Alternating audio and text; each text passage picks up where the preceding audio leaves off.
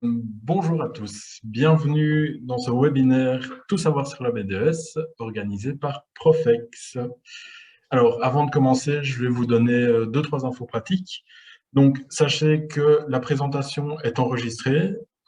Après le webinaire, on vous enverra un lien vers la vidéo de la présentation. On vous enverra également le PowerPoint de la présentation.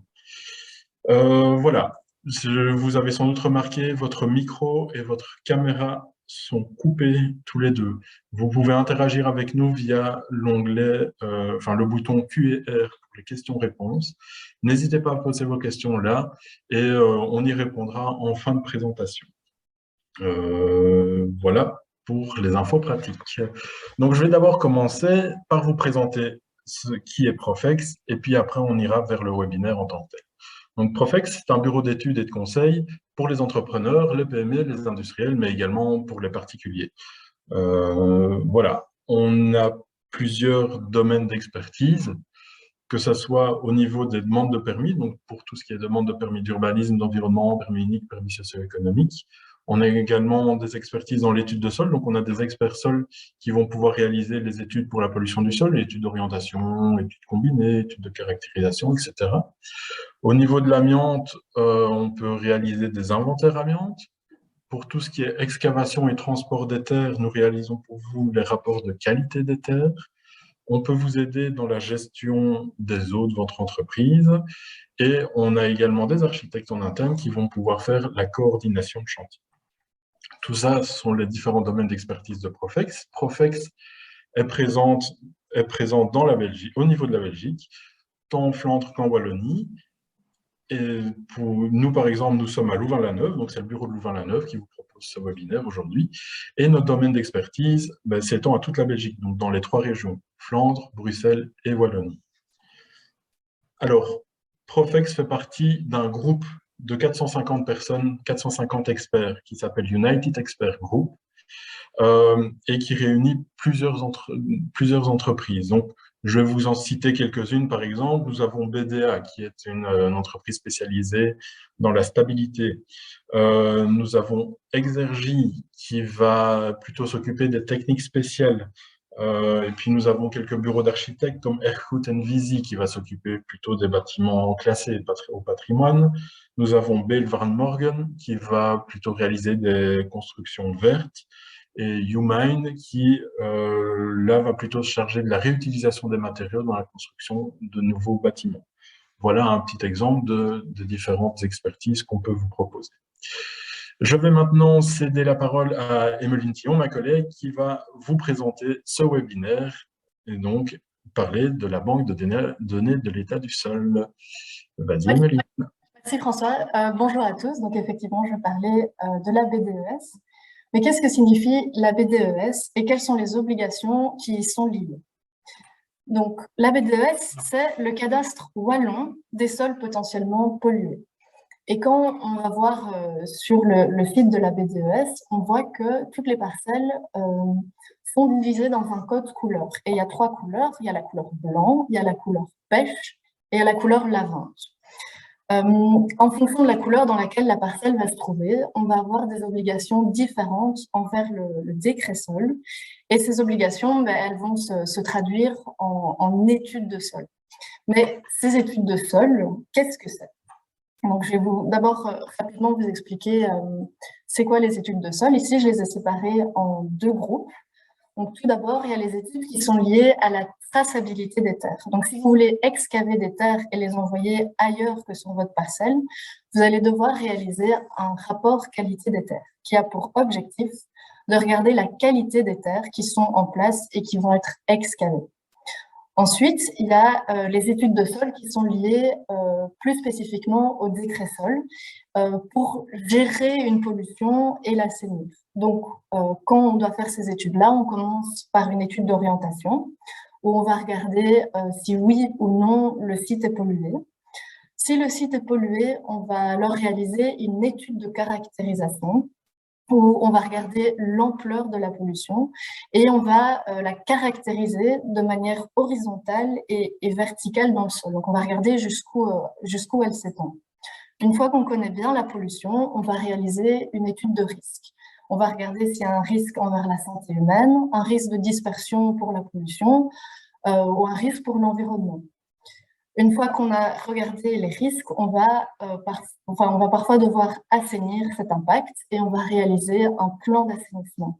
Donc, ce plan d'assainissement, il va déterminer comment on va assainir et quelles techniques, surtout, on va utiliser pour assainir cet impact. Ensuite, on découle les travaux d'assainissement en tant que tels. Et finalement, on va réaliser une étude finale qui va regarder si les objectifs d'assainissement ont bien été atteints. Donc voilà, ici c'est pour voir quelles études sont possibles. Donc les études qui sont liées à la traçabilité quand on veut excaver des terres et les études liées à la gestion des pollutions, donc liées au décret sol. Donc je vous avais dit qu'il y avait 3 couleurs à la BDES. Commençons par la couleur pêche. Donc la couleur pêche, c'est les données pertinentes que l'administration dispose pour une parcelle. Je vous expliquerai dans la slide juste après ce que veut dire concrètement une donnée pertinente. Mais donc, si vous êtes en pêche à la BDES parce que l'administration détient une donnée pertinente pour cette parcelle et que vous avez un élément générateur, donc les éléments générateurs, je vais également les expliquer après, eh bien, vous aurez des obligations envers le décret sol. Donc, vous allez devoir réaliser des études de sol. À savoir qu'il existe certaines dérogations mais elles sont vraiment spécifiques et donc je ne vais pas rentrer dans le détail ici. Et si vous avez plutôt une question spécifique ou un projet en particulier, bien alors revenez plutôt vers nous pour vos questions. Ensuite, il est très important de spécifier que la BDES en fait est incomplète. La banque de données n'est pas encore mise à jour à 100% et donc il se peut très bien qu'une parcelle soit en blanc aujourd'hui et que demain, elle se retrouve en pêche parce que la banque de données a été mise à jour. Donc, il faut toujours bien garder dans un coin de sa tête que la BDES est incomplète. Ensuite, si vous avez une parcelle en pêche, eh bien, vous aurez des obligations envers la traçabilité quand vous voudrez excaver des terres. Donc, au premier coup de pelle dans la terre que vous voulez excaver, donc à partir de 0 mètre cube, il y a l'obligation de réaliser un rapport qualité des terres, donc un RQT. Alors, je vous avais dit que j'allais vous expliquer c'était quoi les données pertinentes. Donc, pour mettre votre parcelle en pêche à la BDES, par exemple, une donnée pertinente que l'administration dispose, ça peut être un permis pour une activité ou une installation qui présente un risque pour le sol. Ça peut être également une suspicion de pollution mentionnée dans un PV. Donc, par exemple, si la DPC, donc le département de police et de contrôle, fait une visite de site et veut mettre un PV, eh bien alors là, votre parcelle peut se retrouver en pêche suite à cette visite. Toute procédure sol en cours ou passé va également mettre une parcelle en pêche à la BDES. Donc, par exemple, il pourrait très bien se passer que quelqu'un veut réaliser une étude d'orientation sur base volontaire, qu'au terme de cette étude d'orientation, on n'a trouvé aucune pollution, et que la parcelle, du coup, se retrouve en pêche à la BDES parce qu'il y a une étude d'orientation, donc une donnée pertinente à l'administration pour cette parcelle.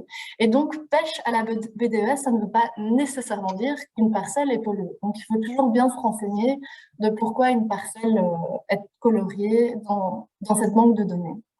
Ensuite, si on a une suspicion de pollution, donc qui est autre qu'un PV de la DPC, eh bien, si on a une suspicion de pollution, votre parcelle pourrait également être en pêche.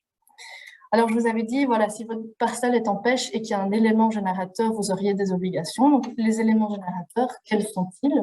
Ils sont décrits au décret sol. Donc, par exemple, il y a l'article 23 qui dit qu'un demandeur de permis sur un terrain en pêche va avoir des obligations envers le décret sol et donc va devoir réaliser les études de sol pour un permis d'urbanisme, un permis unique ou un permis intégré. Vous pourriez aussi être exploitant d'une activité à risque pour le sol, c'est l'article 24. Et donc, si vous voulez arrêter cette activité à risque, que vous voulez renouveler votre permis ou vous voulez clôturer votre exploitation, donc par exemple en cas de faillite, là, vous allez également avoir l'obligation de réaliser une étude de sol. Alors, pour votre information, vous pourriez également être l'auteur d'un dommage environnemental. Et là aussi, vous avez l'obligation de réaliser les études de sol. Vous pourriez être également un titulaire désigné par l'administration. Donc là, c'est typiquement si la DPC a fait une visite de site et vous désigne titulaire, alors l'administration peut décider que vous devez faire une étude de sol pour le site. Donc voilà, je vous ai parlé de la couleur pêche. Il y a également la couleur lavande à la BDES. Donc la couleur lavande, ce sont les données indicatives. Donc l'administration dispose de données strictement indicatives pour la parcelle. Donc il n'y aura pas d'obligation envers le décret sol, donc pas d'étude de sol à réaliser. Mais je tiens à insister sur ce caractère incomplet et évolutif de la BDES. Donc, votre parcelle en lavande, elle pourrait très bien en fait devoir être en pêche. Et donc, c'est toujours très important de connaître l'historique d'une parcelle. Et si vous avez des questions ou des doutes, de nouveau, venez nous voir pour qu'on puisse regarder votre projet ensemble. Alors, pour toute traçabilité de terre, on ne prend pas de risque si la parcelle est colorée. Dès qu'il y a excavation, même d'un coup de pelle dans la parcelle, il y a obligation de réaliser un RQT, donc un rapport qualité des terres, pour excaver vos terres. J'arrive déjà au terme de la présentation, donc je vais vous montrer une slide résumée des couleurs et des obligations. Donc, on a la couleur pêche qui dit qu'il y a des données pertinentes pour la parcelle. Et là, vous aurez non seulement des obligations envers le décret sol, mais également des obligations pour les traçabilités des terres, pour excaver des terres. Ensuite, vous avez la couleur bleu lavande qui indique des données strictement indicatives. Donc là, il n'y aura pas d'obligation d'étude de sol, mais vous aurez quand même l'obligation de traçabilité, donc de RQT, dès que vous allez excaver des terres de la parcelle. Ensuite, je ne l'avais pas encore présenté avant, mais il y a la couleur blanc qui dit qu'il n'y a pas encore de données pour cette parcelle. Donc, à nouveau, pas d'obligation envers le décret sol. Mais si vous voulez excaver au-delà de 400 mètres cubes, alors là, de nouveau, vous avez une obligation de RQT. Alors, vous pourriez vouloir savoir c'est quoi les délais pour une étude, parce que vous voulez introduire une demande de permis et vous avez l'obligation de réaliser une étude de sol. Eh bien, pour une étude d'orientation, une étude standard où tout va bien, il faut compter au moins 4 mois. Et ces 4 mois, c'est hors délai de l'instruction de l'administration. Donc, le message prévoyait bien à l'avance si oui ou non vous devez faire des études de sol. Ensuite, si vous voulez réaliser un RQT pour pouvoir excaver vos terres, eh bien, à nouveau, prévoyez au minimum 1 mois hors délai d'instruction de l'administration pour pouvoir réaliser votre étude. Donc voilà, j'arrive déjà, c'est déjà la fin de la présentation. Ce sera un plaisir pour moi de répondre aux questions ou François. Et voici nos coordonnées au cas où vous auriez d'autres questions plus tard. Donc voilà, merci pour votre écoute.